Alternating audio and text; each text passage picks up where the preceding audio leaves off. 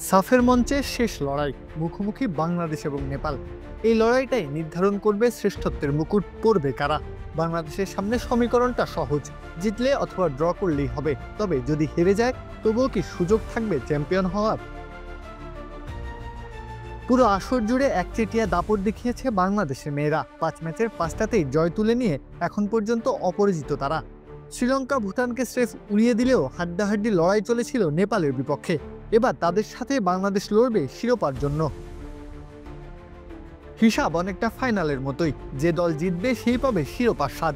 তবে বাংলাদেশ এখানে অবশ্য বাড়তি একটা সুযোগ পাবে, ড্র করলেও স্বাগতিকরাই হবে চ্যাম্পিয়ন। শেষ পর্যন্ত বাংলাদেশ যদি হেরে যায়, দু দলের পয়েন্ট সমান হয়ে যাবে। তখন চ্যাম্পিয়ন নির্ধারণে দেখা হবে হেড টু হেড ফলাফল। আর হেড টু হেডেও সমতা থাকলে হিসাব যাবে পুরো আসরের গোল পার্থক্যে। আর সেখানে বাংলাদেশের জন্য চিন্তার জায়গা। এবারে সাফে নেপাল আর বাংলাদেশই শক্তিশালী দল। প্রথম ম্যাচেও সেই ছাপটাই পড়েছিল, জমে উঠেছিল দুই দলের লড়াই। তাই তো যে কোনো দলেরই সুযোগ থাকবে শিরোপা বাগিয়ে নেওয়ার। পুরো আসর জুড়ে বাংলাদেশ যেভাবে আধিপত্য বিস্তার করেছে, সেই হিসাবে সাগরিকা আফাইদারাই এই ম্যাচের ফেভারিট হিসাবে মাঠে নামবে। তবে দিন শেষে কাগজ কলমের থেকে পারফরমেন্সটাই ব্যবধান গড়ে দেয়।